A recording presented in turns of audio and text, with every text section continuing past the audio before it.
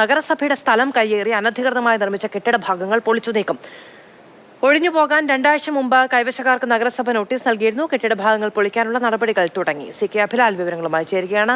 അഭിലാൽ, എന്താണ് ഈ കയ്യേറ്റത്തിന്റെ വിശദാംശങ്ങൾ? എന്തുകൊണ്ടാണ് ഇത്തരത്തിലൊരു കയ്യേറ്റം ഉണ്ടായത്? അവിടെ ഈ നിർമ്മിതികൾ ഉണ്ടാകുന്ന സമയത്ത് യാതൊരു തരത്തിലുള്ള വിലക്കും ഉണ്ടായിരുന്നില്ലേ? മധു, പന്തളം നഗരസഭയുടെ മാലിന്യ സംസ്കരണ പ്ലാന്റിൻ്റെ തെക്ക് വശം മുതൽ നഗരസഭയുടെ മാർക്കറ്റിൻ്റെ പ്രധാന ഗേറ്റ് വരെയുള്ള ഭാഗത്താണ് കയ്യേറ്റം ഉണ്ടായിട്ടുള്ളത്. ഇത് അളന്ന് തിട്ടപ്പെടുത്തിയപ്പോൾ ഏറെക്കുറെ 1.43 സെൻറ്റ് സ്ഥലമാണ് ഉള്ളത്. തൊട്ടടുത്ത സ്ഥലത്തിൻ്റെ ഉടമ ബിൽഡിംഗ് പണിഞ്ഞപ്പോൾ ഈ മേഖല കൂടി ഉൾപ്പെടുത്തിയാണ് പണിഞ്ഞിട്ടുള്ളത് എന്ന് ബിൽഡിങ്ങിൻ്റെ നിർമ്മാണ പ്രവർത്തനം പൂർത്തിയായ ഘട്ടത്തിലാണ് സ്ഥിരീകരിക്കപ്പെട്ടത്. പിന്നീട് നഗരസഭ പ്രത്യേക സർവേ നടത്തിയപ്പോൾ 1.43 സെൻറ്റ് സ്ഥലത്തുകൂടി കെട്ടിടം വന്നിട്ടുണ്ട് എന്ന് മനസ്സിലാക്കി ഇതിൻ്റെ അടിസ്ഥാനത്തിലാണ് തുടർ നടപടികൾ സ്വീകരിക്കപ്പെട്ടത്.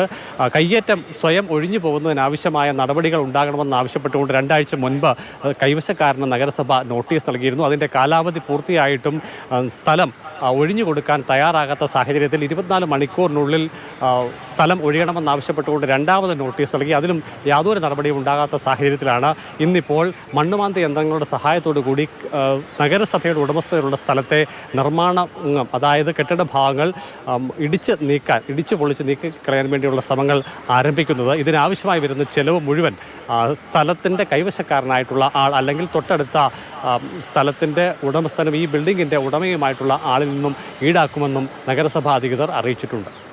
ശരി, CK അഭിലാലാണ് വിവരങ്ങൾ നൽകിയത്.